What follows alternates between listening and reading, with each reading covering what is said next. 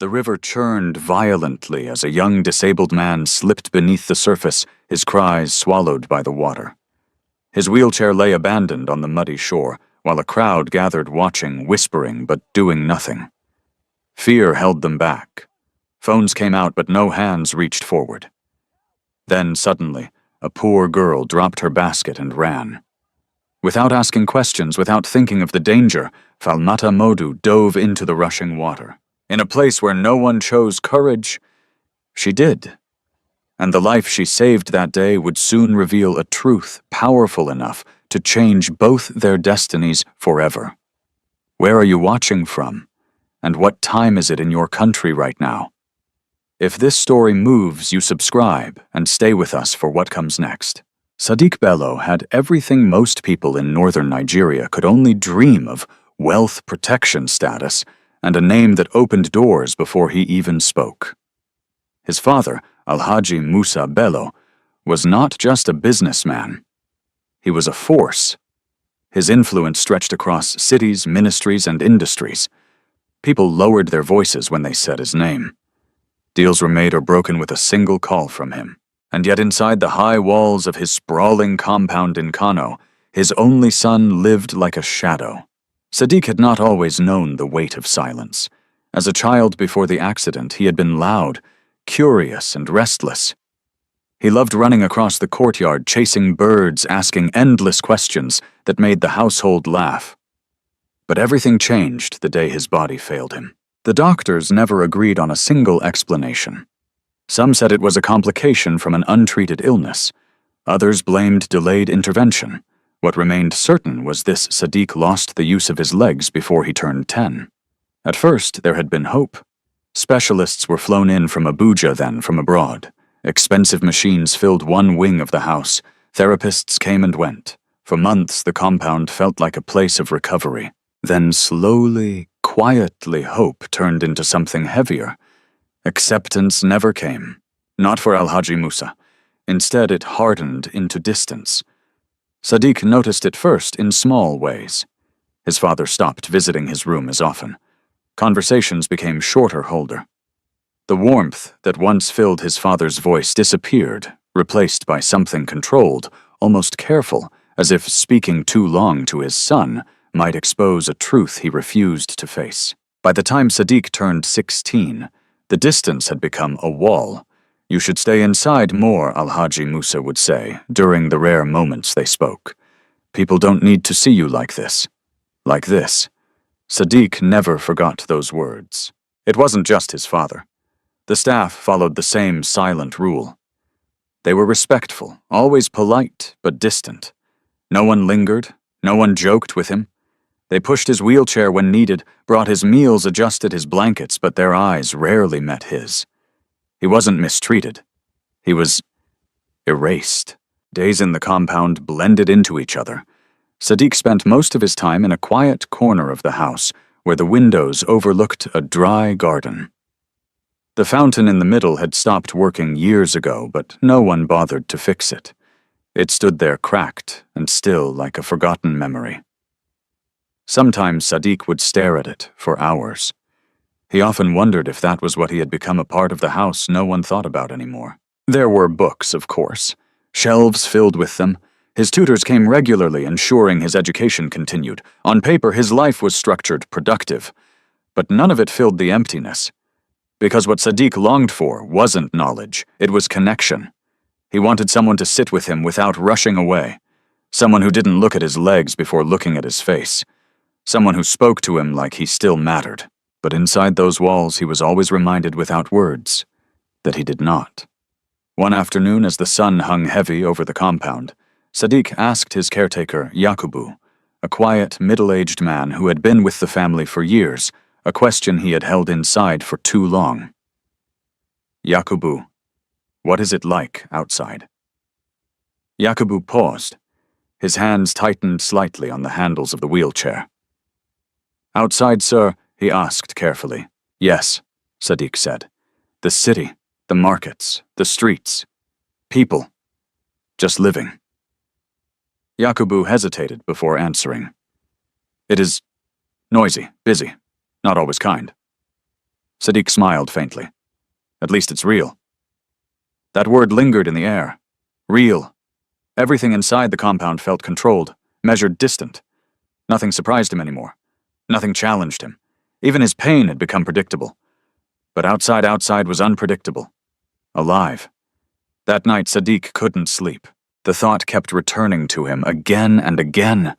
What did it feel like to move through a place where no one knew his name, where he wasn't Al-Haji Musa's disabled son, but just a person?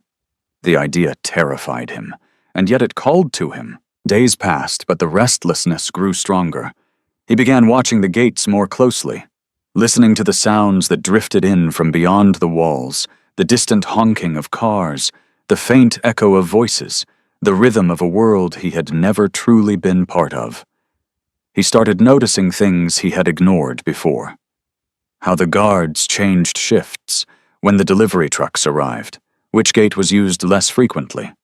Sadiq didn't realize it at first, but something inside him had shifted. He was no longer just observing. He was planning. One evening, as the sky turned a deep shade of orange, Sadiq sat by the window, his fingers tracing the edge of the glass. His reflection stared back at him, thin, quiet, uncertain. "Is this all my life will be?" he whispered to himself. The question didn't feel dramatic. It felt honest. For the first time in years, Sadiq allowed himself to imagine something different.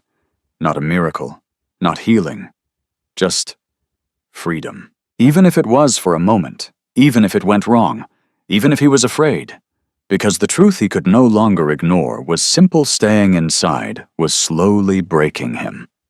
And sometimes the fear of staying the same becomes greater than the fear of change.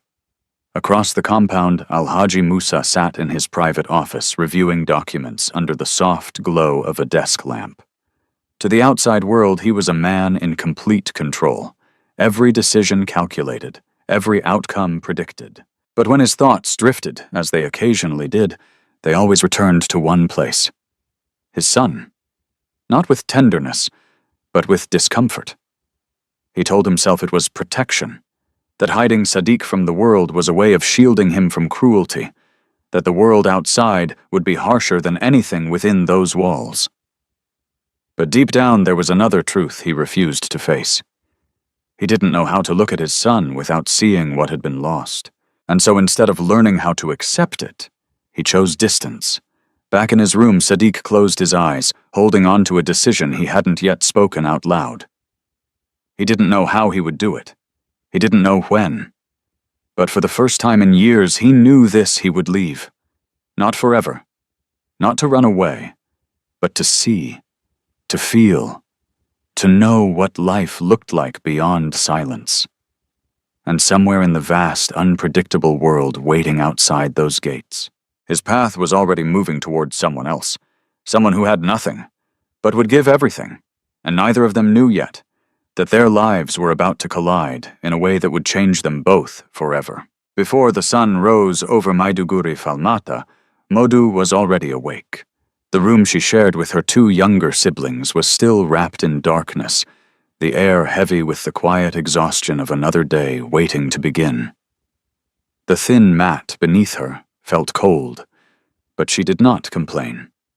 Cold was better than hunger, and hunger had become something they all knew too well. She sat up slowly, careful not to wake Aisha and Sadie, who slept close together, their small bodies curled into each other for warmth. For a moment, Falmata just watched them. Their breathing was soft, uneven, like children who had learned too early what it meant to worry. They should still be dreaming, she whispered to herself. But dreams did not last long in their world. Falmata stood tying her faded scarf around her head. Her dress, once bright, had long since lost its color, worn thin from years of washing and sun. She reached for the small basket in the corner, checking its contents with practiced hands.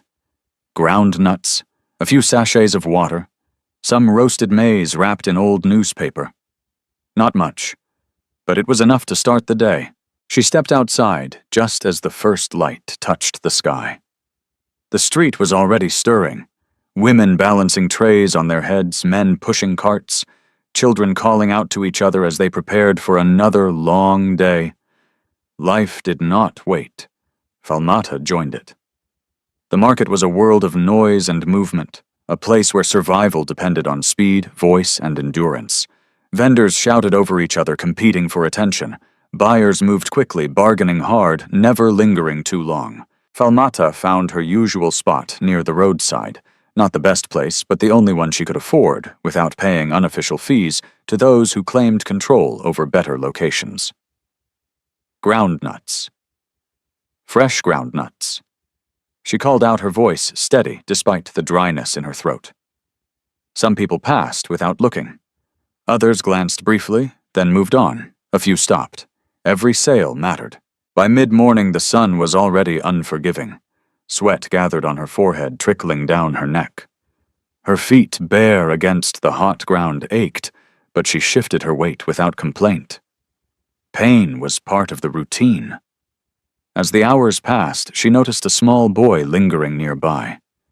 He looked no older than 6, his clothes torn, his eyes cautious. He watched her basket with quiet hunger, his gaze fixed on the roasted maize. Falmata pretended not to notice at first. She knew that look. She had worn it once. Finally, she reached into her basket, broke a piece of maize, and held it out to him. "Come," she said gently.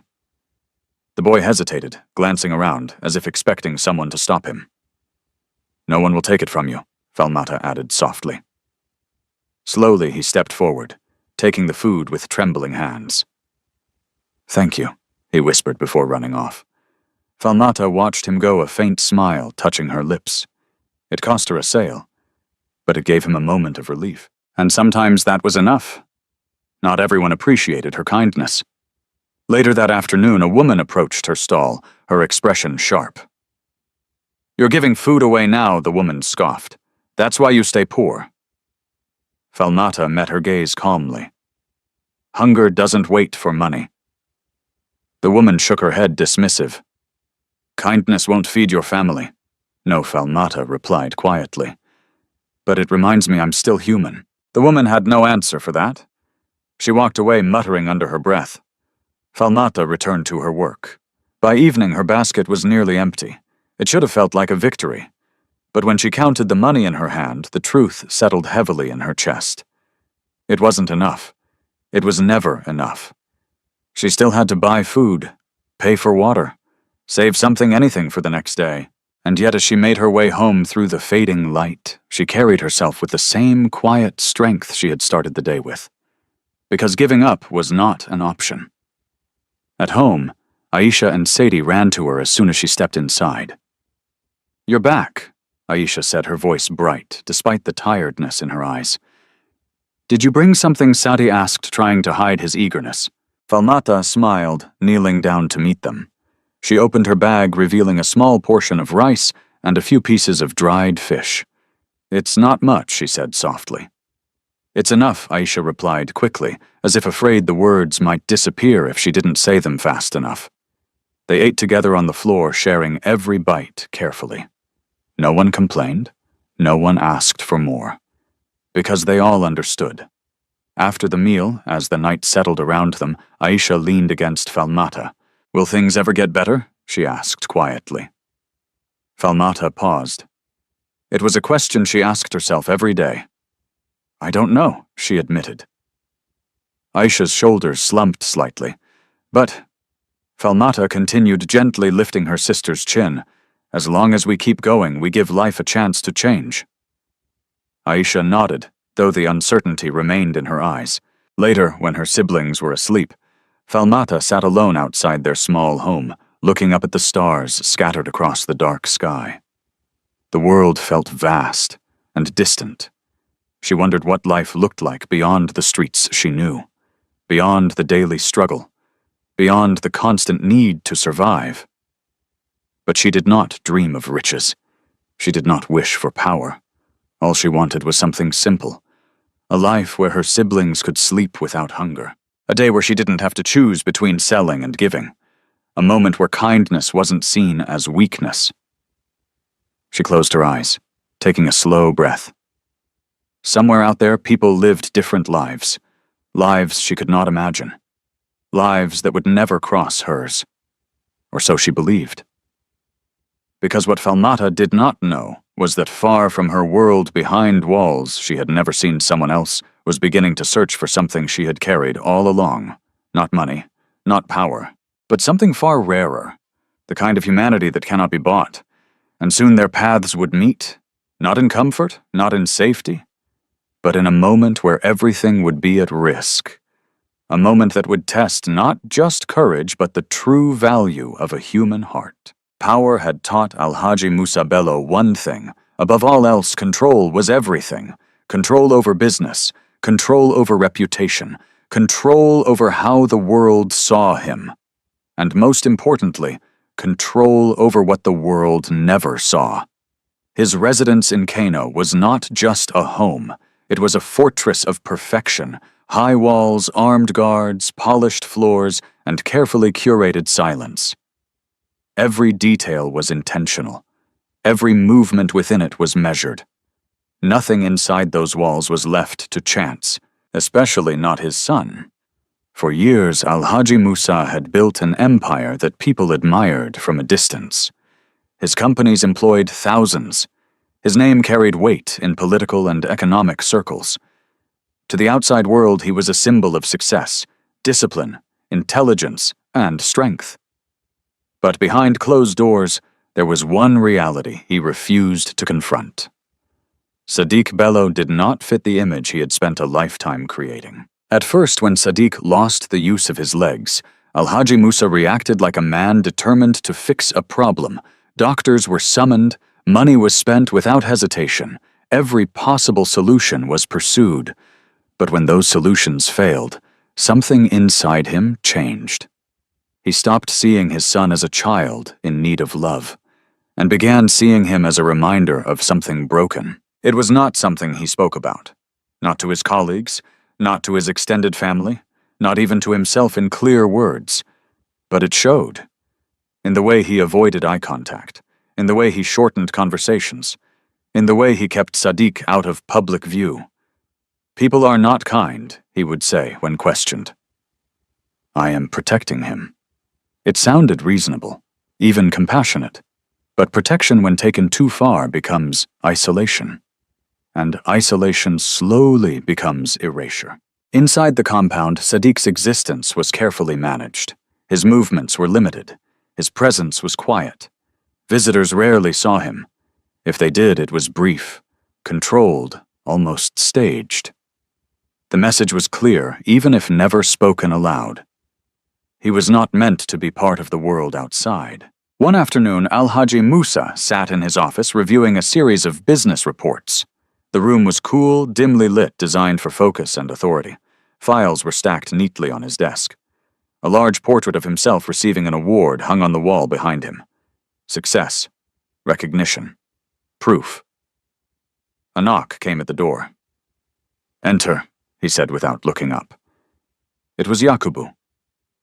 Sir Yakubu began cautiously. "Young Master Sadiq has been asking about going outside." The pen in Alhaji Musa's hand stopped moving. Silence stretched for a moment. Then slowly he placed the pen down.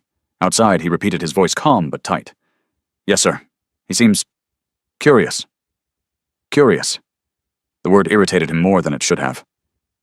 "There is nothing for him outside, Alhaji," Musa said firmly. "Everything he needs is here." Yakubu hesitated. "Yes, sir. But I said everything he needs is here." Alhaji Musa repeated this time more sharply. Yakubu lowered his head. "Understood, sir. You will make sure he stays inside. Increase supervision if necessary." "Yes, sir." Yakubu turned to leave, but paused at the door. "Sir, if I may?" Alhaji Musa looked up, his expression already warning against what might come next. Yakubu chose his words carefully. "Sometimes, what a person needs is not always what can be provided within walls." The room grew colder. Alhaji Musa's gaze hardened. "You are not here to advise me, Yakubu." "I apologize, sir." "Do your job." Yakubu nodded and left. Alhaji Musa leaned back in his chair, his jaw tightening slightly. For a moment, just a moment, something unsettled passed through his thoughts. Then he pushed it away. He had built his life on certainty, and uncertainty was dangerous. Meanwhile, across the compound, Sadiq sat near the same window he had come to know too well. The garden outside remained unchanged, dry, silent, untouched. But something inside him was no longer still. He had heard the conversation, not all of it, but enough. Everything you need is here. The words echoed in his mind. If that was true, then why did he feel so empty? Why did every day feel like a repetition of the same silence? Why did he feel like he was slowly disappearing in a place meant to protect him?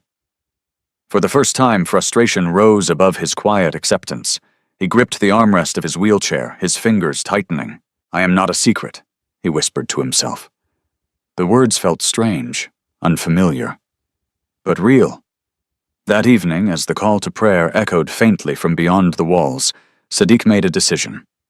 Not out of rebellion, not out of anger, but out of something deeper. A need to exist, to be seen, to feel the world not through stories, not through windows, but through experience. He didn't know how he would do it.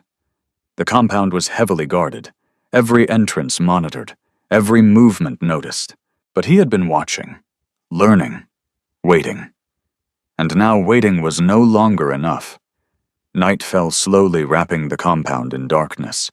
Lights flickered on across the property, casting long shadows across the ground. In his room, Sadiq sat still, listening, counting, timing. When the guard shifts changed, when footsteps passed by, when silence settled in.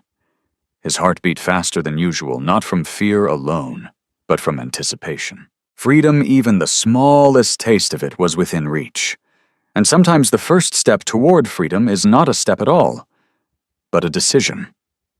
Elsewhere in the compound, Al-Haji Musa stood by his window, looking out at the same night sky. From where he stood, everything looked perfect, orderly, controlled, secure. But something in the stillness felt different tonight, unsettled. He could not explain it, and so he ignored it, because men like him did not chase feelings. They controlled outcomes. Back in his room, Sadiq took a slow breath. "This is my life," he whispered, "and I will not spend it hidden." The decision had been made, and by the time the sun rose again, everything would begin to change. Morning in Maiduguri did not arrive gently. It came with noise, dust, and urgency, like a reminder that survival never waited for anyone to feel ready. For Falmata Modu, the day began even earlier than usual. She had slept little the night before. The small amount of money she earned the previous day had barely covered food, and now she needed to restock her basket. Without goods, there would be no sales. Without sales, there would be no food. It was a cycle that allowed no pause. She stepped outside just before dawn, the air still cool but already carrying the promise of heat. In her hand was a small cloth tied tightly around a few crumpled notes, the last of what she had.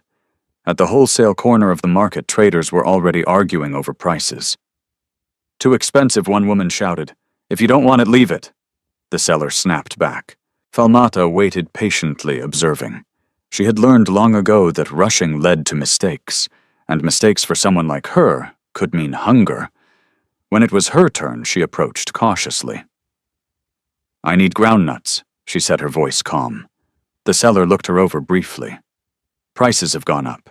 They always go up," Falmata replied quietly. "This is not yesterday," he said. "Pay or move."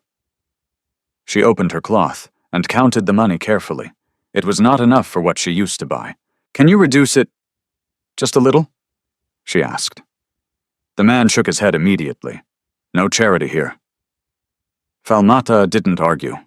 Instead, she adjusted. She bought less, far less.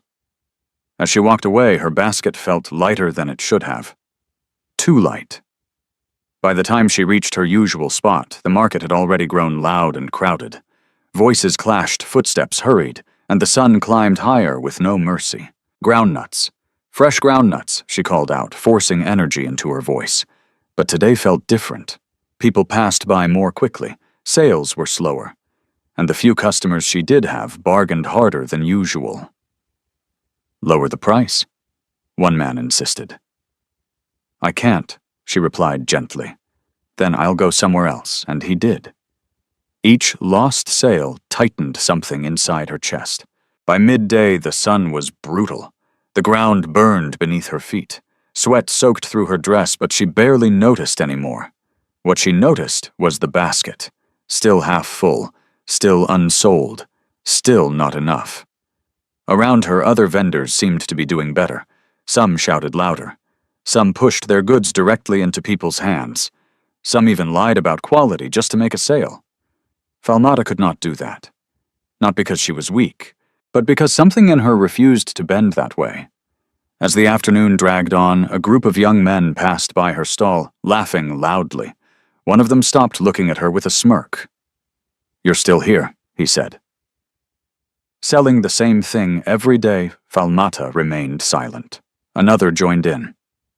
Maybe if you smiled, more people would buy. Laughter followed.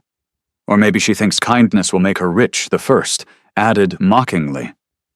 Falmata met his eyes calmly. Kindness is not for sale, she said.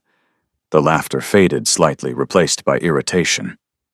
You talk too much for someone with nothing, he snapped, and you laugh too much for someone who understands nothing.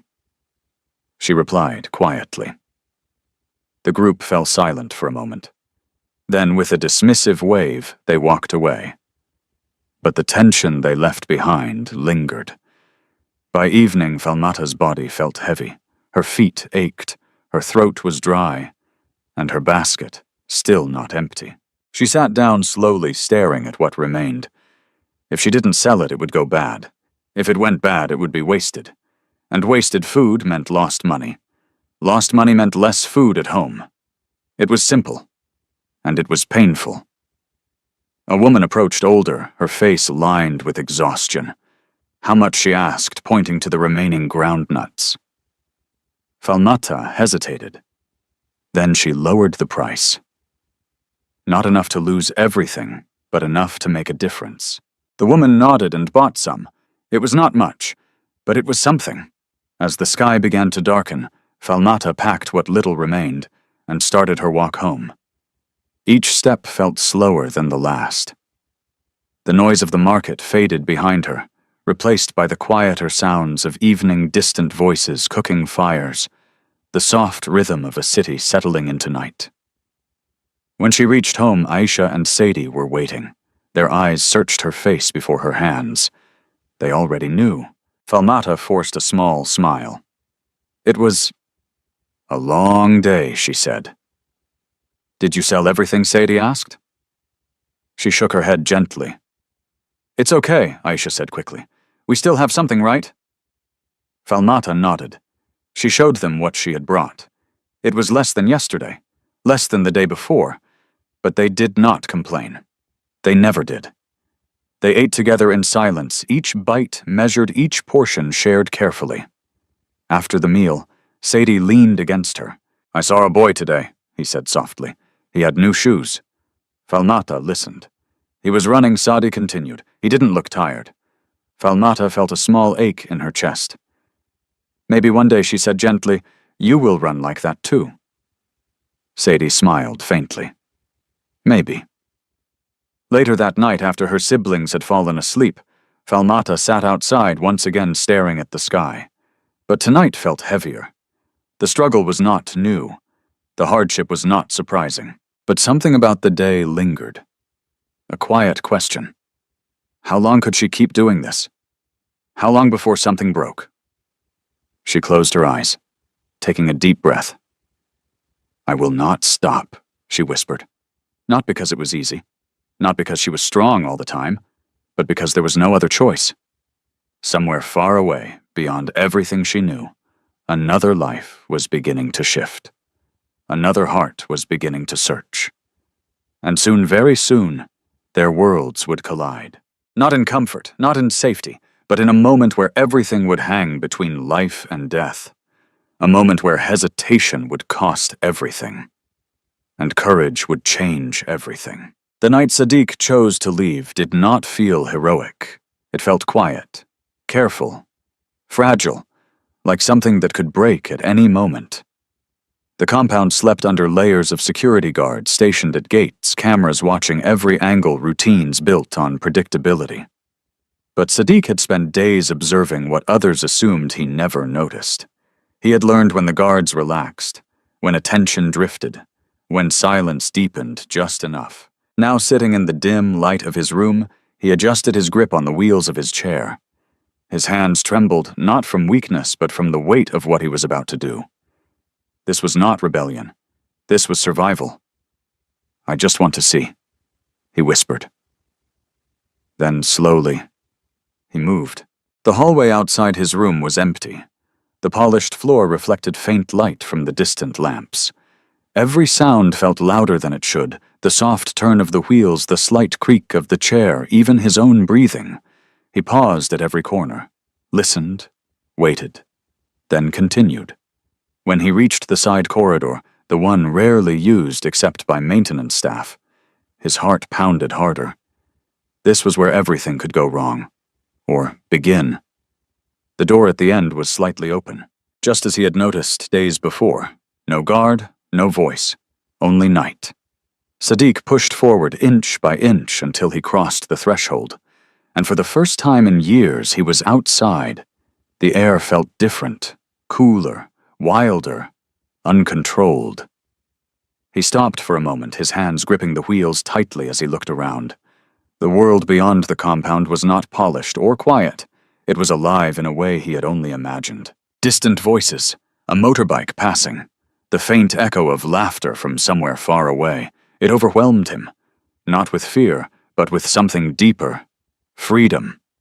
He exhaled slowly, almost afraid that if he moved too fast, the moment would disappear. Then, gathering what courage he had, Sadiq began to push forward. The road outside the compound was uneven, nothing like the smooth floors he was used to. Every bump sent a shock through his arms. Every stone challenged his balance. But he kept going. Each push was a statement, each movement a refusal to turn back. People began to notice him. At first, just glances, then whispers. Who is he? Where did he come from? Some stared openly, others looked away quickly, uncomfortable. Sadiq felt it all. The curiosity, the judgment, the pity. It was exactly what his father had warned him about. And yet it was real. More real than anything he had felt in years. He passed a small group of young men standing by the roadside. Their conversation paused as they watched him approach. One of them laughed quietly. "See this one? Coming out at night like he owns the road." Another shook his head. "Maybe he's lost." Sadiq said nothing. He kept moving. Because for the first time their words did not define him. They were just noise. Further ahead, the street grew busier. Small stalls still operated under dim lights. Vendors called out to the last customers of the night.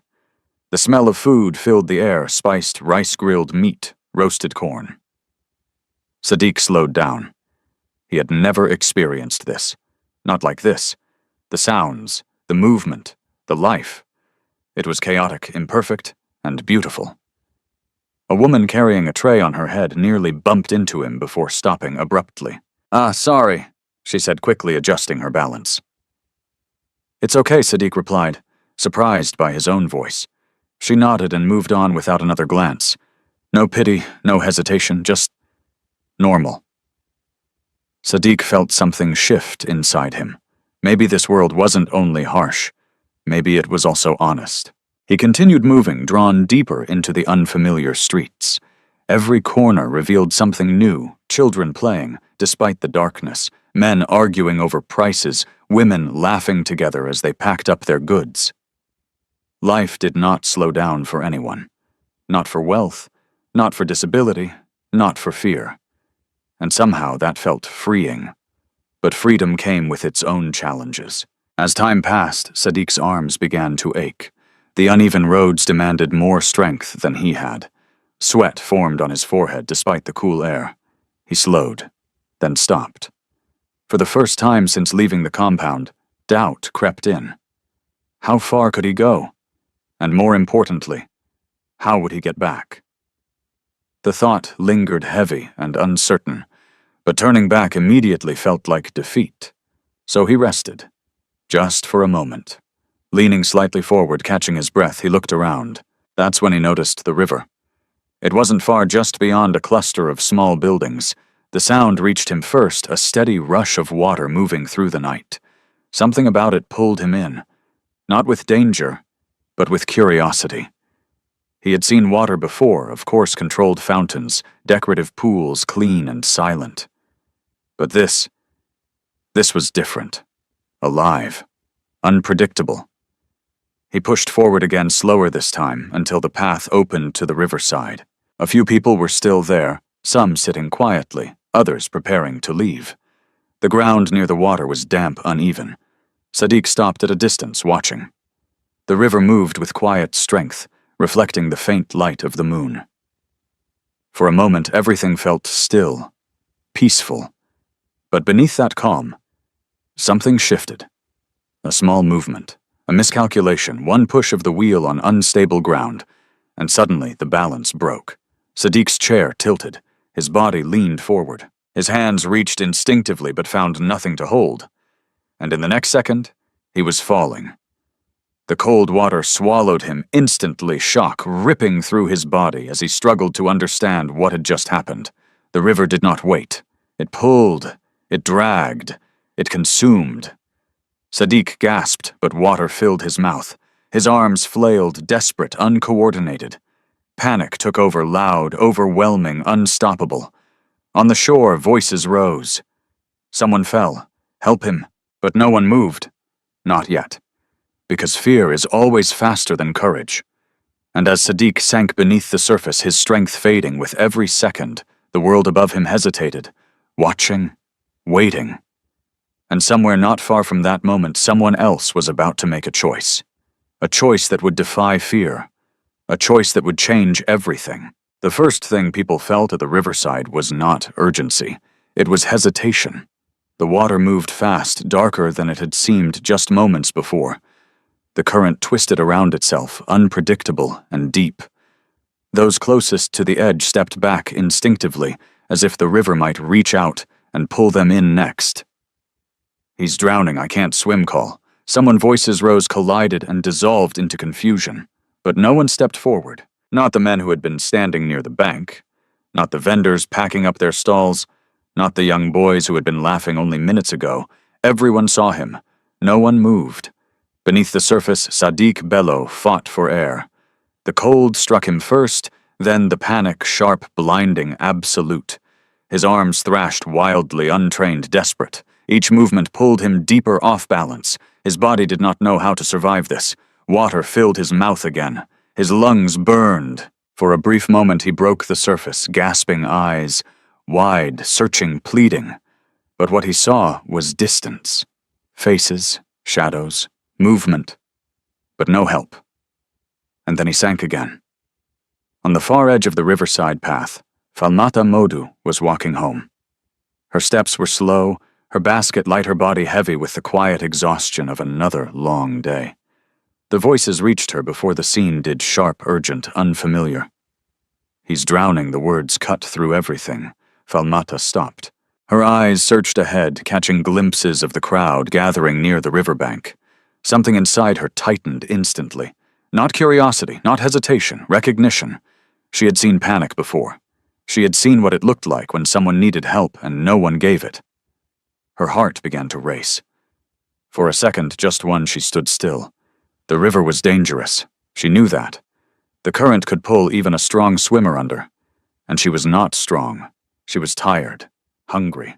Her body had already given everything it had that day, but then she saw him. A brief flash, his head breaking the surface again, his arms reaching out, then disappearing beneath the water. And in that moment, the decision was no longer a choice. Falmata dropped her basket. It hit the ground with a soft, hollow sound. She kicked off the thin sandals she had been wearing and ran. People turned as she passed them.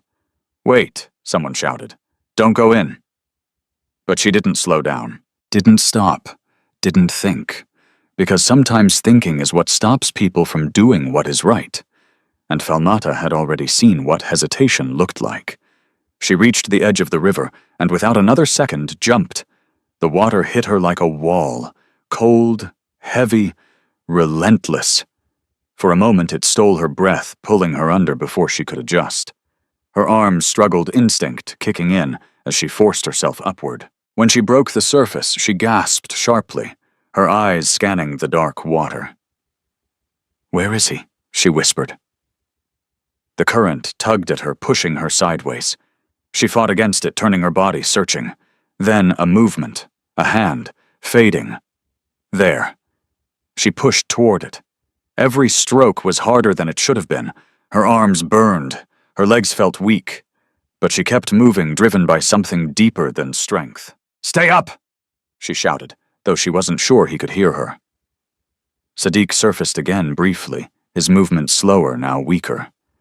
He saw her. Not clearly, not fully, but enough to know someone was coming. His hand lifted slightly before falling again. Falmata reached him just as he began to slip under once more. She grabbed his arm. It was heavier than she expected. His body did not respond. Dead weight. The river pulled harder as if resisting her effort. For a moment, just a moment, fear surged through her. What if she couldn't do it? What if they both went under, but then she tightened her grip?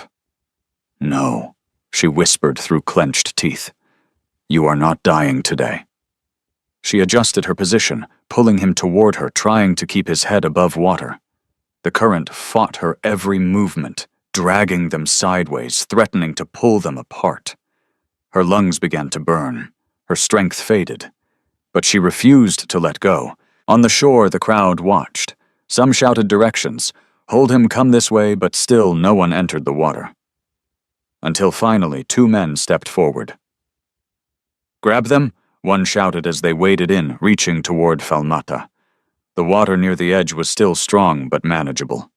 They stretched their arms out, catching hold of Sadiq first, then Falmata. Together they pulled, slowly, carefully, until at last they reached the shore.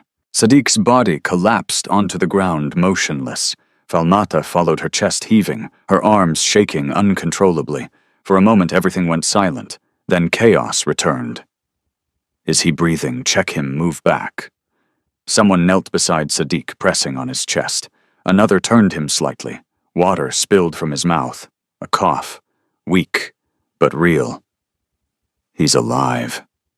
Relief rippled through the crowd. Falmata lay on her side, struggling to breathe, her vision blurred. Every part of her body felt heavy, drained, almost empty. But when she turned her head slightly, she saw him. Alive. And that was enough. Someone approached her, kneeling down. "You saved him," the woman said, her voice filled with disbelief. Falmata shook her head weakly. "I just couldn't watch." The words were simple, but they carried everything. Around them, murmurs spread. "Who is he? Where did he come from?" "Look at his clothes." A man stepped closer, studying Sadiq more carefully. Something about him, his face, his features felt familiar. Then suddenly, recognition hit. "Wait, I know him." The crowd leaned in. That's Sadiq Bello."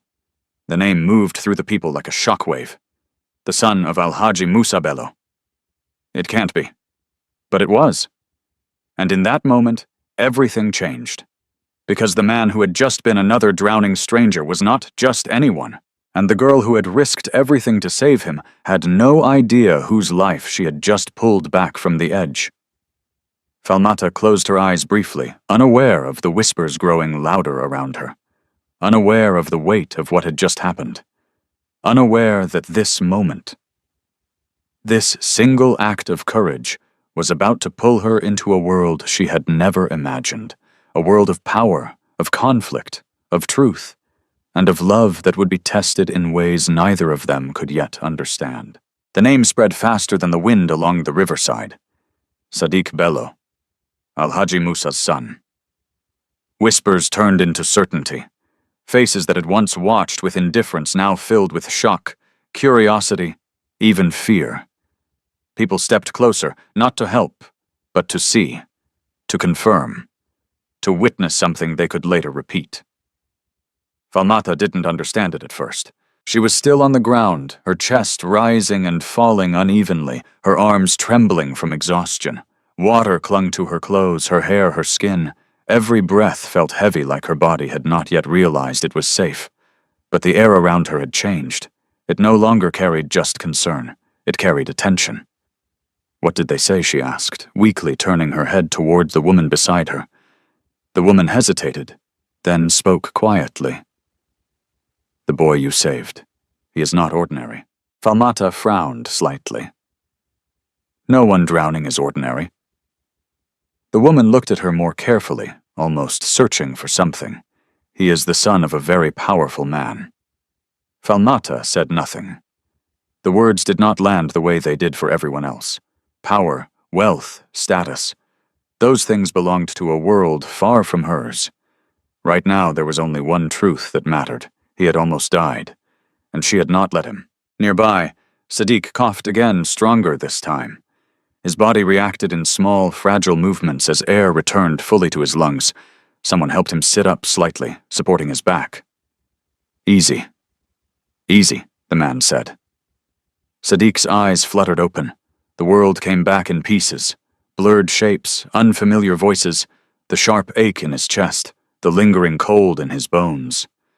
For a moment he did not understand where he was. Then memory hit.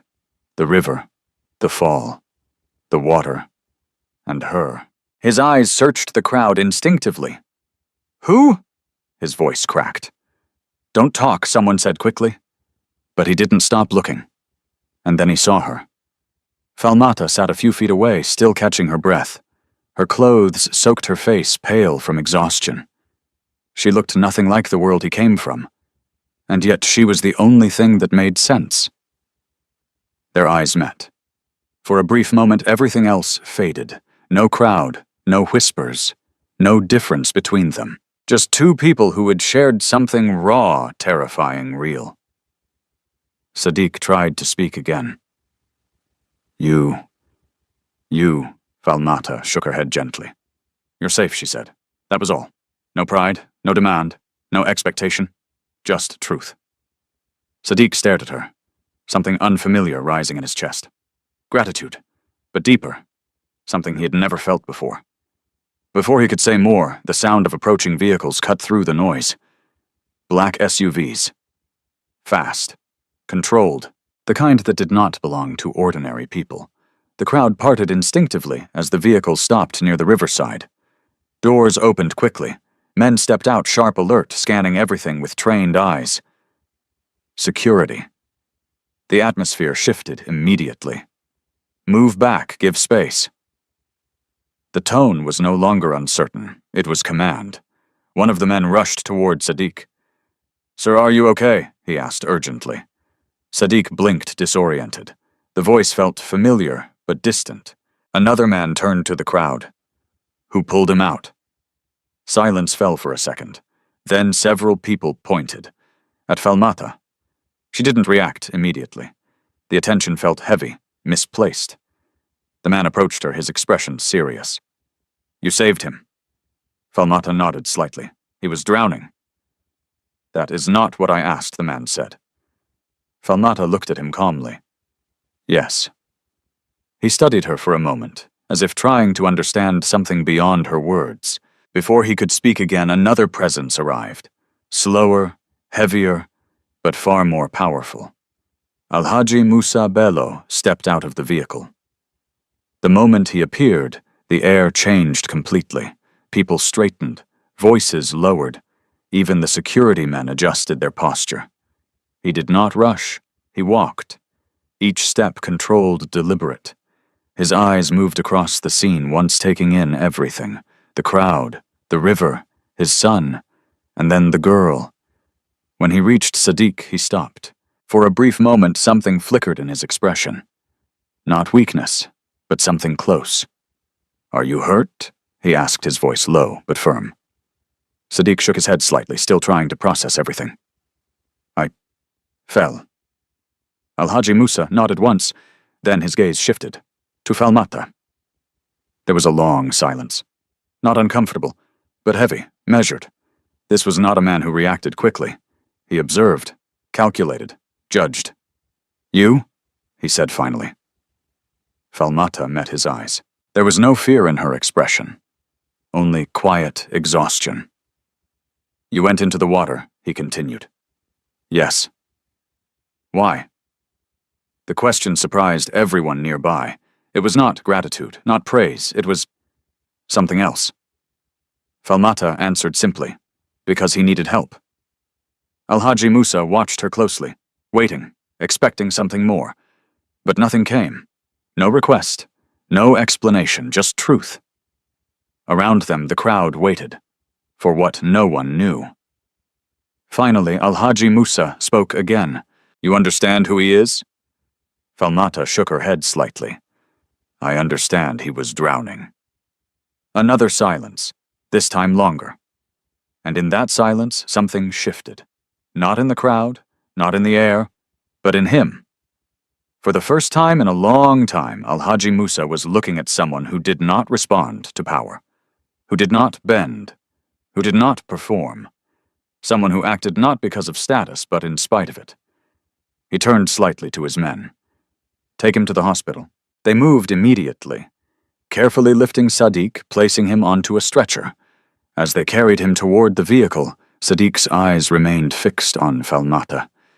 He wanted to say something, anything, but the words did not come, only a quiet understanding. That this moment, this girl would not disappear from his life, even if everything else tried to pull them apart. Before the doors closed, he managed to whisper, "Wait." But it was too late. The vehicle door shut, and he was gone. The engine started. The convoy moved, fast, decisive, leaving behind silence. And Falmata. She remained where she was for a moment, staring at the empty space where everything had just happened. The crowd began to disperse. Slowly, voices rising again, now filled with excitement, speculation stories already forming. But none of that mattered to her. She stood up carefully, her body still weak. Her basket lay on the ground, forgotten. Some of the ground nuts had spilled into the dirt. She knelt, picking them up one by one, not because they were valuable, but because nothing in her life could be wasted. As she worked, the woman from earlier approached her again. "Do you know what you have done?" she asked. Falmata paused briefly, then continued picking up the scattered food. "I saved a life," she said quietly. The woman shook her head slowly. "No, you stepped into a world that does not forget." Falmata said nothing, because she did not believe that. To her it was simple, a moment, a choice, an action. And now it was over. But far away inside a moving vehicle, wrapped in silence and power, that same moment was only just beginning. The hospital did not sleep that night. Bright white lights flooded every corridor, cutting through the darkness outside. Nurses moved quickly, voices low but urgent. Doors opened and closed in controlled rhythm. Machines beeped steady and precise, as if trying to impose order on something that had arrived in chaos. When the convoy reached the entrance, everything shifted instantly. Doctors were already waiting. They had been called ahead. Prepared. Move him carefully. Check his breathing.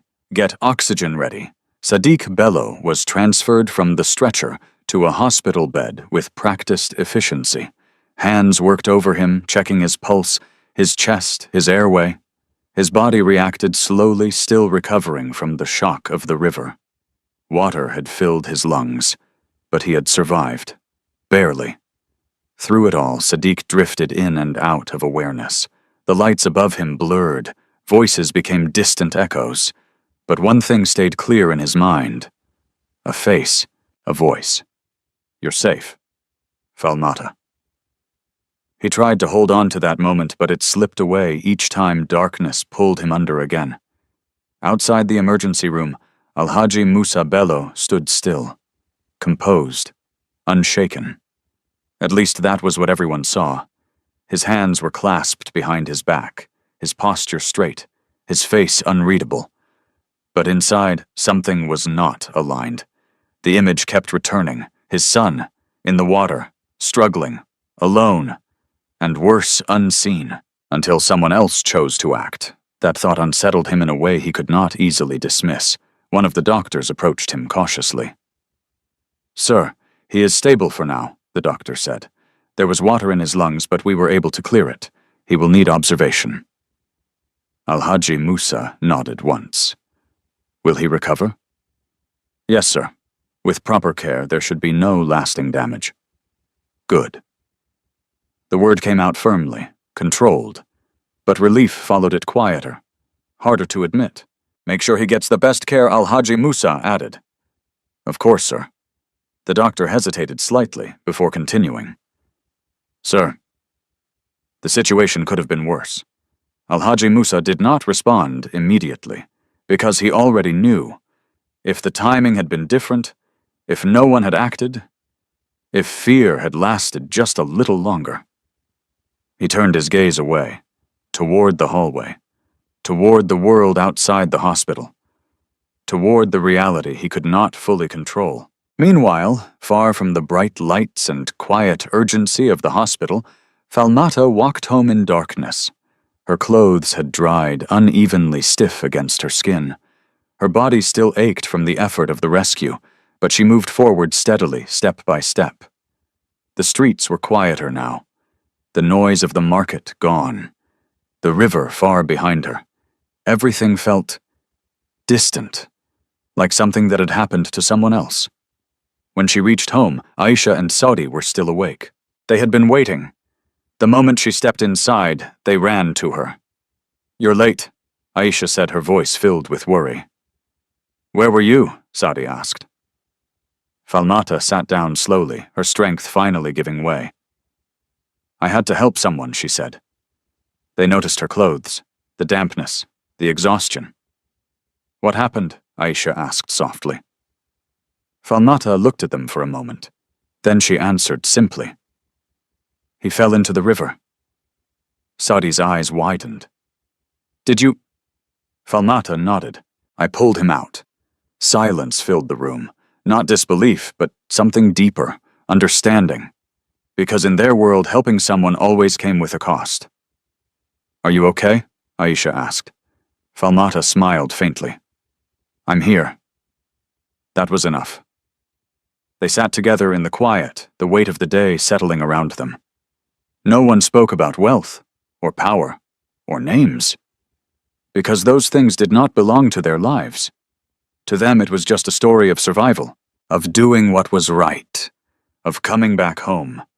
Later that night, after her siblings had fallen asleep, Falmata lay awake staring at the ceiling. Her body was tired, but her mind was not.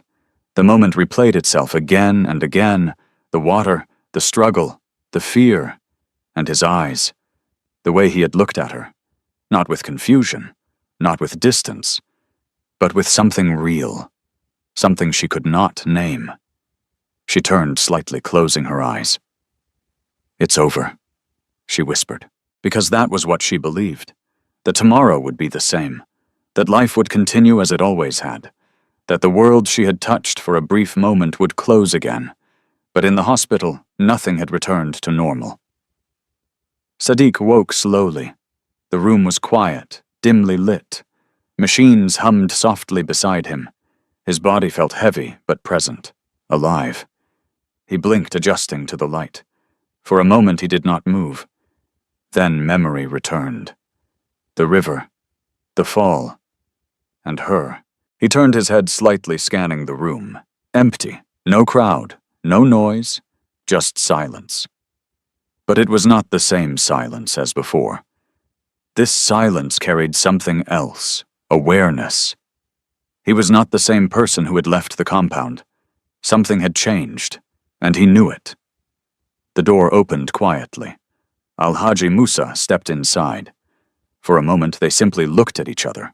No words, no distance, just recognition. "You should not have left Al-Haji," Musa said finally. His voice was calm, but different. Sadiq held his gaze. "And if I didn't?" he asked softly. The question hung between them.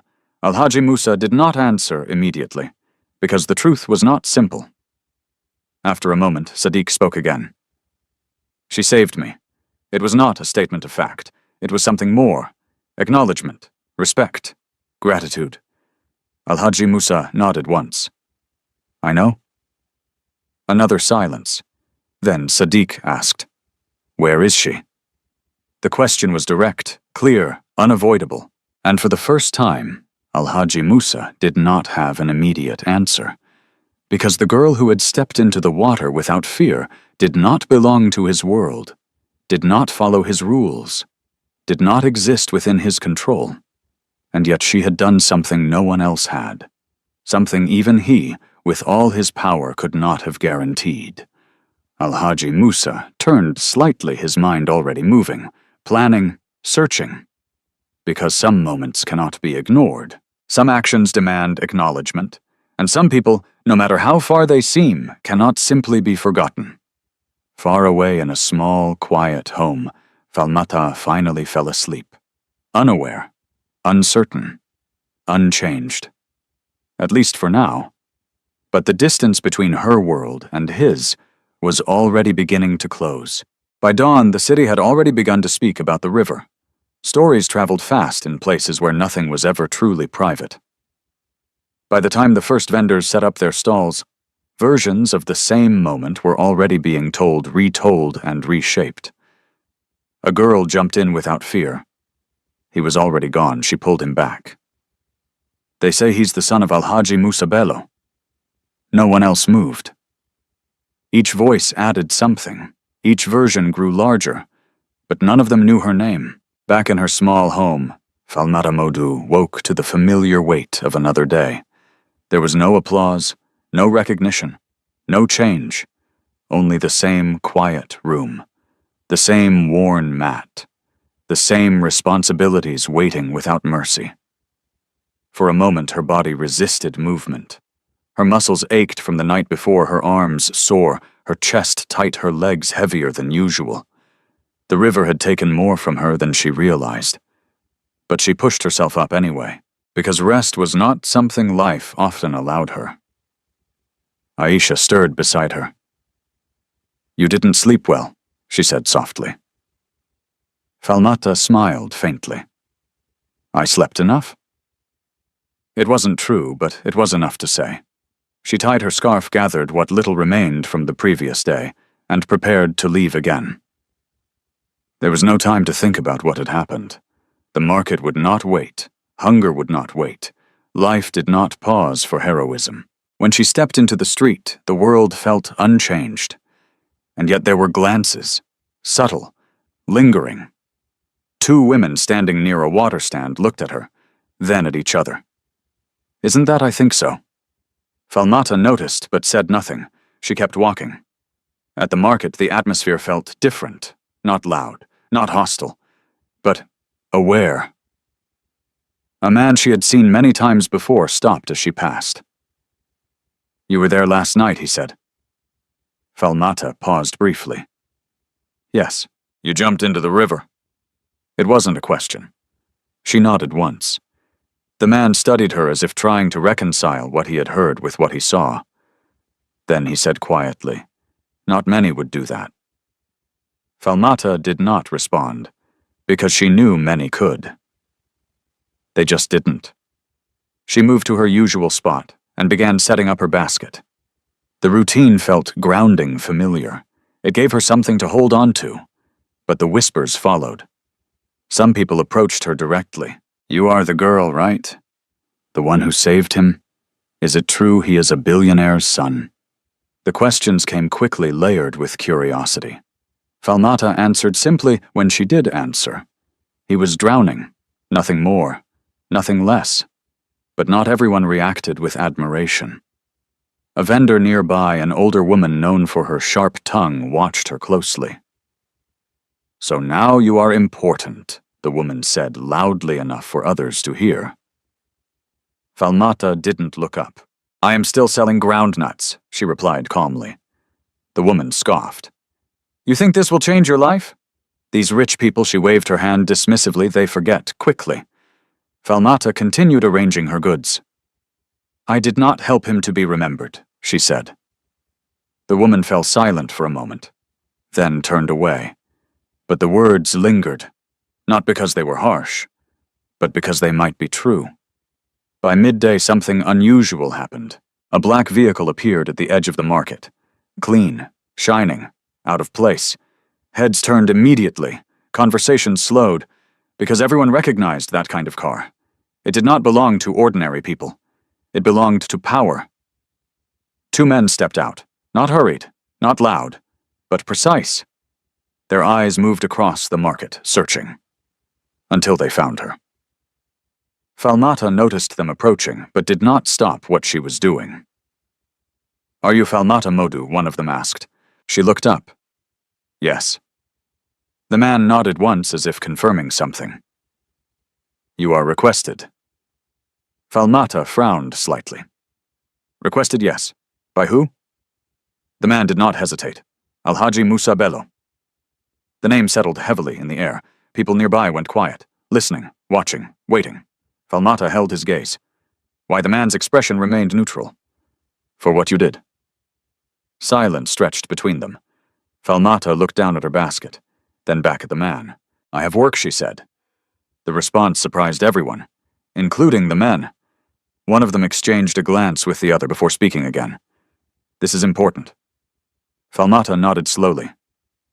"So is this." Her voice was not defiant, just steady, grounded, real. The man studied her more carefully now. "You saved his life," he said. "Yes, he wants to see you." Falmata hesitated, not because she was afraid, but because she did not understand what that meant for her. Meeting someone like that, entering that world, was not simple. It came with expectations, with consequences, with things she could not control. "What happens if I don't go?" she asked quietly. The question hung in the air. The man considered it, then answered honestly. "I don't know." That was enough. Falmata took a slow breath, then reached for her basket. Carefully, she covered the remaining groundnuts. "I will come," she said, not because of power, not because of pressure, but because something inside her told her this moment was not finished. As she stood, Aisha's voice echoed in her memory. Will things ever get better? Falmata didn't know. But she knew this. Something was changing, and whether she wanted it or not, she was now part of it. As she followed the men toward the vehicle, the market watched in silence, because they all understood a line had been crossed, a world had opened, and nothing would return to the way it was before. The car door closed with a quiet finality that felt louder than any noise in the market. For a moment, Falmata Modu simply sat still. The seat beneath her was softer than anything she had ever touched.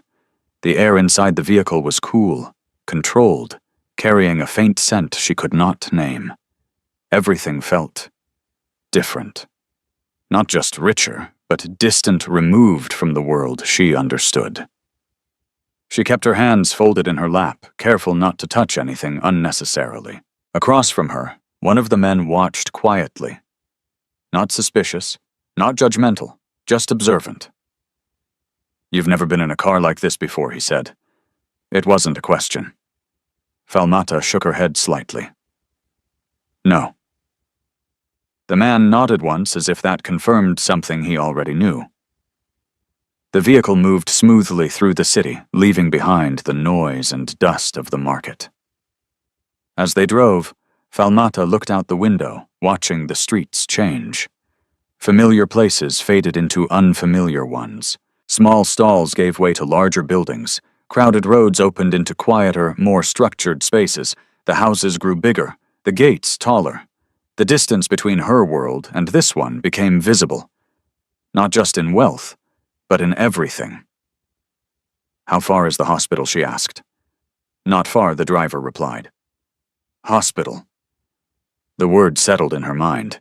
She remembered his face, pale, weak, barely breathing. Her chest tightened slightly. "Is he okay?" she asked. The man across from her answered this time. "He is alive." Falmata nodded. That was enough. They drove the rest of the way in silence. When the vehicle finally stopped, the building in front of her stood tall, clean, and imposing. The entrance was guarded. People moved with purpose inside doctors, nurses, staff, all part of a system that functioned with precision. This place was not like the clinics she knew. This was something else entirely. The door opened for her. "Come," the man said. Falmata stepped out slowly, her feet adjusting to the smooth ground. For a brief moment she felt the weight of every eye around her, not because she had done something wrong, but because she did not belong. She followed the men inside. The air changed immediately, cooler, quieter, controlled. The noise of the outside world disappeared behind her. Her footsteps echoed softly against the polished floor. People glanced at her as she passed, some curious, some indifferent, some simply noticing the difference. She kept walking. They led her through corridors, past rooms filled with machines and quiet conversations. Every step pulled her further into a place she had never imagined entering, until finally, they stopped. One of the men turned to her. "He is inside." Falmata looked at the door. Her hand tightened slightly at her side. Not fear, but something close to uncertainty.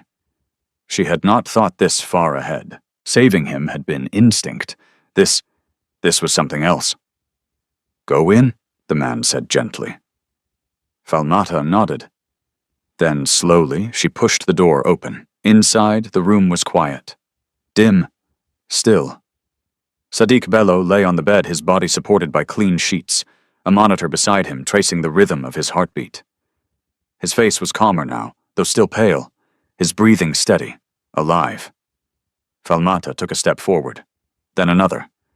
Sadiq turned his head slightly at the sound. Their eyes met again. This time there was no water, no chaos, no crowd, just silence and recognition.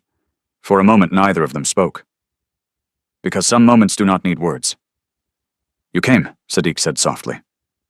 Falmata nodded. "They said you wanted to see me. I did." His voice was still weak, but clearer than before. "I needed to... thank you." Falmata shook her head gently.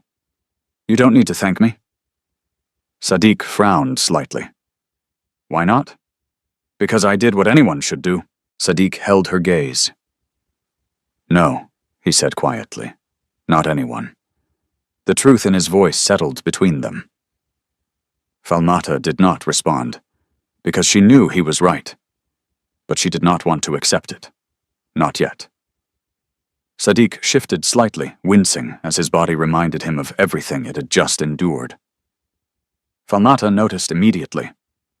"Don't move too much," she said. Her tone was soft, natural, as if she had known him longer than she had. Sadiq almost smiled. "You sound like you've done this before." Falmata looked at him. "I've taken care of people before." There was something in her voice.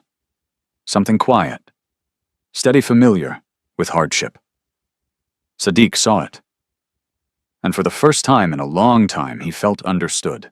Not because of who he was, but because of what they had both survived. "I don't know your world," he said slowly. Falmata tilted her head slightly. "And I don't know yours." A small silence followed.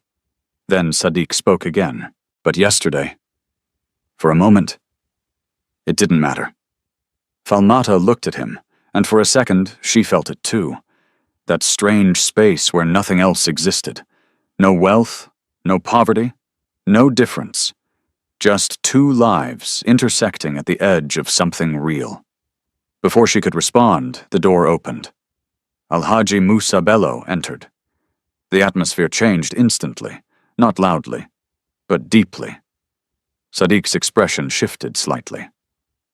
Falmata straightened without thinking. Power had a presence, even when it said nothing. Alhaji Musa looked at his son first, then at her. His gaze was steady, measuring, controlled, but not cold, not this time. So he said slowly, "You are Falmata Modu." Falmata met his eyes. "Yes."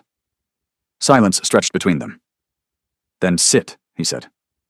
It was not a command, not exactly, but it carried weight. Falmata hesitated for a brief moment, then sat. Not because she felt small, but because she understood this conversation mattered, more than she yet realized. And whatever came next would shape everything that followed. The chair felt unfamiliar beneath Falmata Modu, not because it was uncomfortable, but because she was not used to being invited to sit in places like this. Across from her, Alhaji Musa Bello remained standing for a moment, as if observing the space between them before deciding how to fill it. Then slowly he moved to the side of the bed, his presence anchoring the room in quiet authority. Sadiq Bello watched both of them, his eyes moving carefully between his father and the girl who had pulled him out of death. The silence stretched, not empty, but waited. Alhaji Musa finally spoke. "You risked your life for my son." It was a statement, not gratitude. Not yet. Falmata nodded slightly. He was drowning. Again, simple, direct, uncomplicated. Alhaji Musa's gaze did not leave her. "Do you understand what could have happened to you?" Falmata held his eyes. "Yes. And you went in anyway?" "Yes." Another pause. "Longer this time." "You did not know who he was," Alhaji Musa said. Falmata shook her head. "And if you had known, the question was quiet, but sharp, testing." Falmata did not answer immediately, not because she didn't know, but because she wanted to be sure her words were true. It would not have changed anything, she said finally. There was no hesitation in her voice, no performance, only certainty. For the first time since entering the room, something shifted in Alhaji Musa's expression. Not visible to most, but real, because he had spent his entire life surrounded by people whose actions changed the moment they recognized power. And here sat someone who claimed it would not. He studied her more closely now, not her clothes, not her condition, but her. "People say many things," he said slowly, "but when faced with reality, they act differently." Falmata tilted her head slightly. "Reality was in the water," she replied. "Not here." The words landed softly, but their weight was undeniable. Sadiq watched his father carefully, waiting, because he knew this was not a conversation his father often lost control of. Alhaji Musa exhaled quietly. Then, for the first time, he changed direction. "What do you need?" he asked. The question seemed simple, but it carried something deeper, an offer, an expectation, perhaps even a transaction. Falmata blinked once, then frowned slightly. "I don't understand." Alhaji Musa's tone remained calm. "You saved his life. There must be something you need." Falmata looked down briefly, then back up. "I already have what I need." The answer came without pride, without resistance, just truth. Alhaji Musa's eyes narrowed slightly. "Everyone needs something." "Yes," Falmata agreed. "But not everything is taken in return for doing what is right." The room fell quiet again, this time heavier, because the meaning was clear. She was not asking. She was not expecting. She was not positioning herself for gain. And that unsettled him, because it did not fit the logic he understood. Sadiq felt it too, the shift, the tension. But for him it brought something else. Relief. Because for once someone was speaking to his father without fear, without bending, without pretending, Father Sadiq said quietly. Alhaji Musa turned his gaze to him. "She is telling the truth." The words were simple, but they carried weight, because Sadiq rarely challenged his father directly. And now he was not just speaking, he was standing beside her, in his own way. Alhaji Musa remained silent for a moment. Then slowly he sat down. Not as a sign of defeat, but as a sign of consideration. The room felt different now, less rigid, more human. "You have family?" he asked, his tone quieter. Falmata nodded. "My younger siblings. And you support them?" "Yes. How I sell at the market." Al-Haji Musa absorbed the information, each piece building a picture, a life far removed from his own. And yesterday he said you left them. To save a stranger. Falmata's expression softened slightly. They would have wanted me to. The answer was immediate, instinctive, and it carried something Al-Haji Musa had not expected.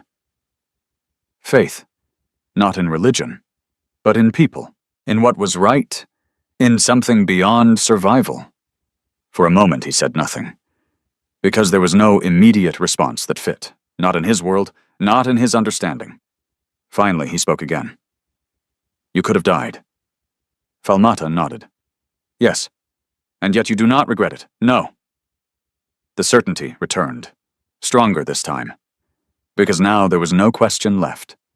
Sadiq watched her closely. Something inside him tightened, not from pain, but from realization. He had spent years surrounded by protection, by controlled environments, by people who avoided risk, and yet this girl with nothing had done what no one else did, not for reward, not for recognition, but because she could not stand still. And that changed everything. I want to see where you live, Sadiq said suddenly. The words surprised both of them. Al-Haji Musa turned sharply. That is not necessary. It is, Sadiq replied. Their eyes met, a quiet challenge passing between them. She came into my world, Sadiq continued. Now I want to understand hers. Al-Haji Musa's jaw tightened slightly. Control. Always control. But something had already begun to slip, because this was not just a request. It was a shift, in his son, in their dynamic, in everything he had kept in place for years. No, he said firmly. Sadiq did not look away. Yes. The silence that followed was not simple disagreement. It was something deeper, a crack. The first real fracture in a system built on control. Falmata watched them both. She understood enough. Not everything, but enough. You don't need to come, she said quietly to Sadiq. He turned to her. I do. Why? Sadiq paused. Because the answer was not easy, not simple, not something he had ever said before. Because yesterday, you saw me when no one else did. Falmata's eyes softened slightly. And now he continued. I want to see you too. The room fell silent again. But this time it was different. Not tense, not heavy, but real. Because something had begun. Not just gratitude, not just curiosity, but connection. And connections once formed do not disappear easily, no matter how different the worlds they come from. The hospital corridor felt longer than it had before. When Falmata Modu stepped out of Sadiq's room, the quiet seemed heavier, not because of what had been said, but because of what had been set in motion.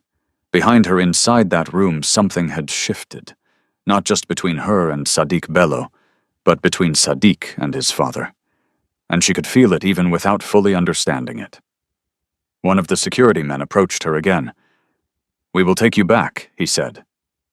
Falmata nodded. She did not argue, did not ask questions. But as she followed him through the corridor, she felt something unfamiliar settle in her chest. Uncertainty. Not fear, not regret. Just the awareness that life had changed in a way she could not yet see. Outside, the same black vehicle waited. The door opened. She stepped in. And once again, the distance between worlds surrounded her. The drive back felt shorter, quieter. Falmata kept her eyes on the window, watching the city shift again from order to chaos, from silence to noise, from control to survival. By the time the car stopped near the market, everything looked as it always had. Dust in the air, voices rising, people moving without pause, life continuing, as if nothing had happened. She stepped out.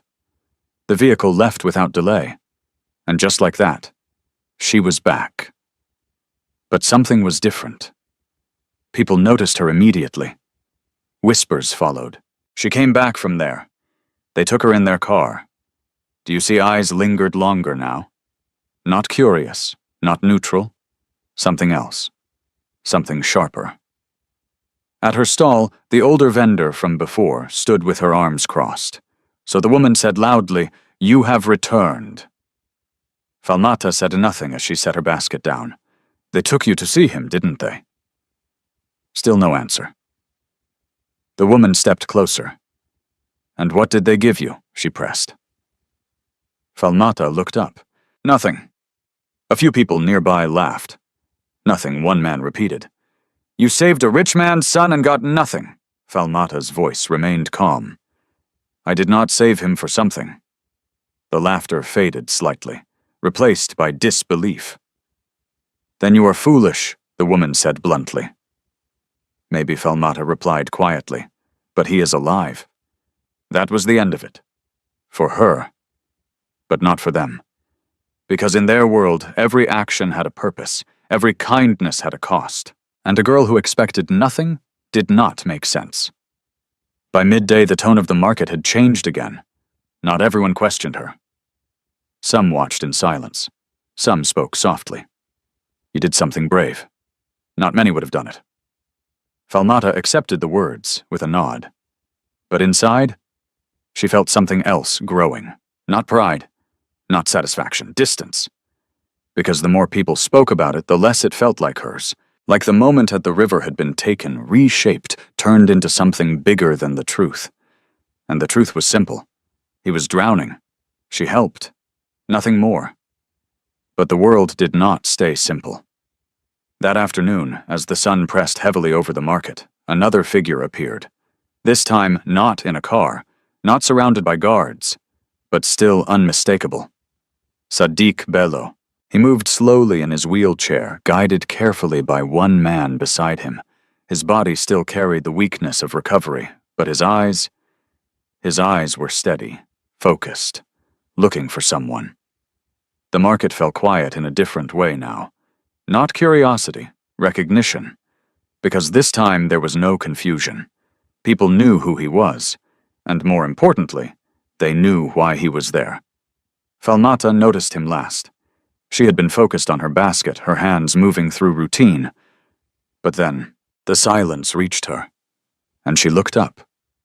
Their eyes met again. But this time everything was different. No river, no danger, no chaos. Just the weight of everything that had followed. Sadiq stopped in front of her. For a moment, neither spoke, because words felt smaller now than everything that stood between them. "You came," Falmata said softly. Sadiq nodded. "I said I would." She looked at him carefully. "You should be resting." "I was," he replied. "Until I realized something." Falmata tilted her head slightly. "What?" "That I don't want to go back to not knowing your world." The words were simple, but they carried something deeper. A refusal, a shift, a step forward. The people around them listened quietly, watching, measuring. Because this was not normal. This was not how worlds interacted. "You shouldn't be here," Falmata said. "Why not?" "Because this place..." She paused, searching for the right words. "It is not yours." Sadiq looked around. At the market, at the people, at the life unfolding without control. Then back at her. Neither was the river, he said. The answer settled between them. Unavoidable. True. Falmata said nothing. Because she understood. More than she wanted to. Around them, whispers began again. He came for her. Look at this. This will not end well. And maybe they were right. Because something had begun. Something that crossed lines that were not meant to be crossed. Wealth and poverty. Power and survival. Control and freedom. And when those worlds collide, they do not merge easily. They resist. They challenge. They break. Or they change. Falmata looked at Sadiq again. Not as the boy from the river. Not as the son of a powerful man. But as someone standing at the edge of something uncertain. You don't understand what this means, she said quietly. Sadiq held her gaze. Then help me understand. The words were not a demand, not a request, but an opening. And for the first time, Falmata hesitated. Because stepping into his world was one thing, but allowing him into hers, that was something else entirely, something that could not be undone. And deep down, she knew. Nothing would remain simple after this. The market had never felt so quiet. Not truly silent, but the kind of quiet that presses in heavy with attention. Every glance lingered. Every whisper carried weight. People slowed their movements, pretending not to stare while watching everything. Because this was not supposed to happen. A boy from power, a girl from survival, standing in the same space, speaking as if the distance between them did not exist. Falmata Modu felt at first not the eyes, but the pressure. The invisible line she had lived within her entire life now stretched thin. "You should go," she said quietly to Sadiq Bello. Her voice was calm, but firm. Sadiq did not move. Why? Falmata glanced around briefly, then back at him. "Because this place will not accept you the way you think it will." Sadiq followed her gaze. The people, the tension, the expectation. Then he looked back at her. "And your world," he asked, "does it accept you?" The question landed deeper than he intended. Falmata held his gaze. "My world does not have a choice, and neither does mine," Sadiq replied. The answer came without hesitation, and for the first time he was not speaking as someone protected. He was speaking as someone stepping out, but stepping out always comes with consequence, and that consequence arrived quickly. A familiar voice cut through the tension. Enough. The word was not loud, but it carried authority that did not need volume. The crowd parted almost instinctively. Alhaji Musa Bello stepped forward. This time there was no distance, no hospital walls, no controlled environment. He stood in the market, surrounded by dust, noise, and people who lived lives far removed from his own.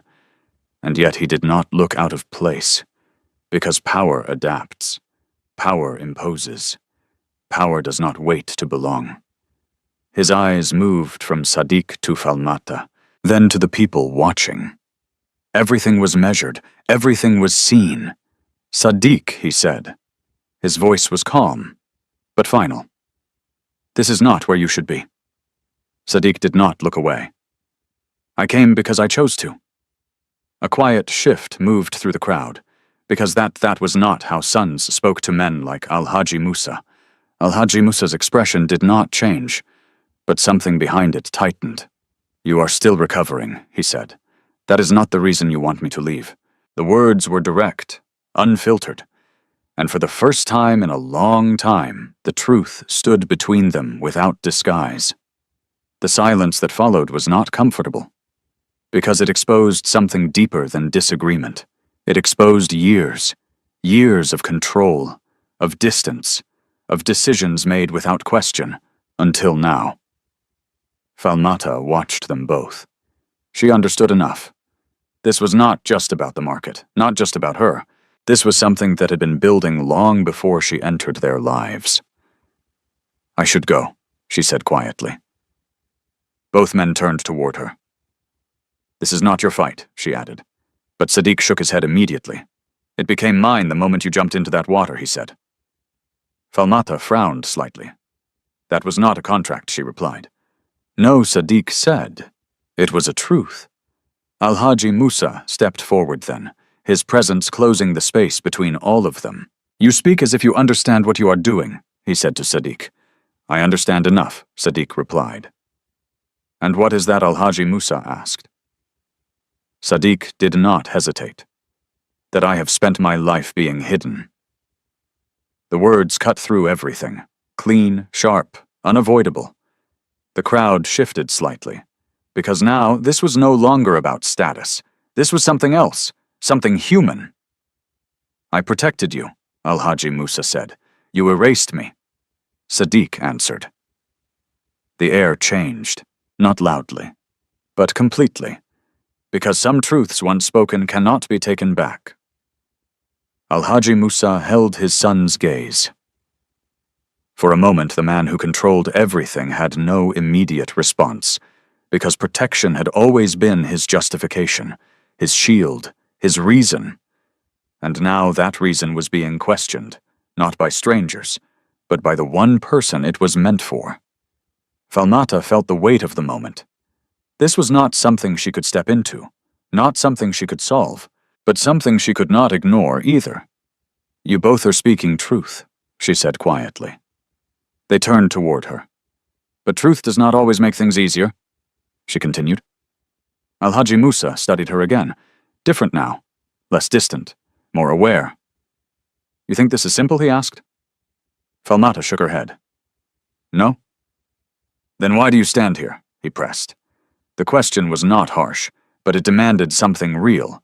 Falmata answered without hesitation. "Because I could not walk away from him in the water." She paused, then added, "And I cannot walk away from what is happening now?" The honesty settled deeply, because it did not belong to power, or fear, or expectation. It belonged to something else entirely, something rare. Al-Haji Musa looked at his son again, then at her, then at the world around them. For the first time, he was standing in a place where his control did not define everything, where his decisions were being seen, challenged, measured, not by enemies, but by truth. And truth does not bend easily. Finally, he spoke, not as a man defending power, but as a father forced to confront something he had long avoided. "What do you want?" he asked Sadiq. The question was simple, but everything depended on the answer. Sadiq took a breath, then said, "I want to live outside of fear." The words were not loud, but they carried everything. Al-Haji Musa closed his eyes briefly, just for a second, then opened them again, and in that moment something changed. Not completely, not instantly, but enough. Enough to shift direction, enough to begin. He turned slightly toward Falmata. "You," he said, pausing. Not because he lacked words, but because he was choosing them carefully. "You showed him something I could not." Falmata did not respond, because she did not believe that. But he continued, "And perhaps something I refused to." The admission was quiet, but powerful, because men like him did not say things like that easily. The crowd watched, silent, because they understood this was not just a conversation, this was a turning point, a moment where something long held was beginning to break, or transform. And in the center of it all stood a girl who had simply chosen not to look away. The market did not return to its usual rhythm immediately. People stayed where they were watching, waiting, as if something invisible had shifted, and no one wanted to be the first to pretend it hadn't. In the center of it all stood 3 lives that had never been meant to meet like this. Al-Haji Musa Bello, a man who had built everything on control. Sadiq Bello, a son who had spent years hidden behind that control. And Falmata Modu, a girl who had never owned anything but had given more than most ever would. For a long moment, no one spoke. Because sometimes silence is where truth settles. Finally, Al-Haji Musa stepped closer, not toward power, not toward authority, but toward something unfamiliar. Toward understanding. He looked at Sadiq first. "You said you want to live without fear," he began. Sadiq nodded. "Yes." Al-Haji Musa held his gaze. "And you believe this is where you find that?" Sadiq glanced briefly at Falmata, then back at his father. "I believe it begins where I am allowed to exist." The words were not defiant. They were honest. And honesty in that moment was more powerful than anything else. Al-Haji Musa turned slowly toward Falmata. For the first time, he did not see her as a stranger from another world. He saw her as the reason his son was still breathing. "You said you did not act for reward," he said. Falmata nodded. "I didn't. And yet he continued, your actions have brought you here." Falmata remained still. "I didn't come here to stay," she replied quietly. "I know," Al-Haji Musa said. Another pause, but this one felt different, less tense, more open. because something had already been decided, though none of them had fully spoken it yet. Al-Haji Musa exhaled slowly. Then, in a voice that carried neither command nor pride, he said, "Come with us." The words spread through the crowd like a ripple. Falmata blinked, not from confusion, but from the weight behind them. Why, she asked. The question was simple, but necessary. Al-Haji Musa did not answer immediately, because for once he did not want to give a reason that sounded like power, or obligation, or repayment. He chose something else, because my son should not return to the life he had before, he said, and I should not return to the man I was. The honesty surprised even him. Falmata studied his face carefully, not looking for status, not looking for wealth, looking for truth. "And what does that have to do with me?" she asked. Sadiq answered before his father could. "Everything." She turned to him. "You showed me something real," he said, "something I've never had." Falmata's voice softened. "That doesn't mean I belong in your world." Sadiq shook his head. "Then don't belong to it," he said. The answer came without hesitation. "Help change it." The words hung between them, not as a promise, but as a possibility. Falmata looked down at her hands, at the small calluses built from years of survival, at the life she knew, the life she understood. Then she looked up, at the man who had nearly died, at the father who was trying perhaps for the first time to listen. And she realized something. This was not about leaving her world. This was about expanding it. But expansion always comes with risk. "You don't understand what you're asking," she said quietly. Al-Haji Musa nodded. "Maybe not fully," he admitted, "but I understand what I have been missing." That was new. That kind of admission did not come easily to men like him. And yet here it was, unfiltered, unprotected. Falmata glanced toward the small path that led back to her home, to Aisha, to Sadie, to everything she had been holding together. "They need me," she said. "And they will continue to need you," Al-Haji Musa replied, "but not in the same way." She frowned slightly. "What does that mean?" "It means," he said carefully, "you should not have to carry everything alone." Silence. Because those words touched something deeper, something Falmata rarely allowed herself to feel. Not weakness, but the possibility of rest. Sadiq leaned forward slightly in his chair. "Come," he said softly, "not as someone who owes us anything, but as someone who already gave everything." Falmata closed her eyes briefly, taking a breath. Because this moment, this choice would change everything. When she opened them again, the world looked the same, but it felt different. On one condition, she said. Both men looked at her. "I don't become something else," she continued. "I don't pretend. I don't forget where I come from." Al-Haji Musa nodded slowly. "You won't." Sadiq smiled faintly. "I wouldn't want you to." Falmata held their gaze. Then finally she nodded. Not as surrender, not as acceptance of power, but as a step forward. A step into something unknown, something uncertain, something real. The crowd watched as she moved. Not quickly, not dramatically, but with quiet purpose. Toward a future no one there could fully understand.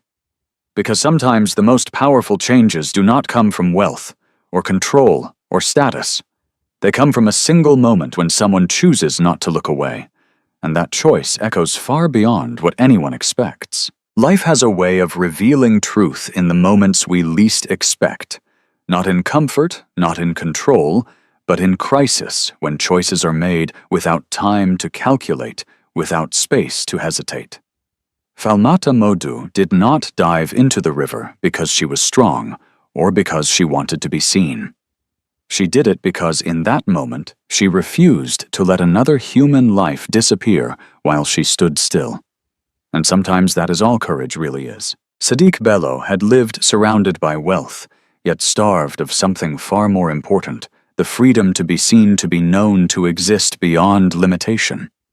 It took a moment of vulnerability, of near loss, to show him that life is not defined by what we are given, but by what we are willing to face. And Alhaji Musa Bello, a man who controlled everything, discovered the one truth power cannot command.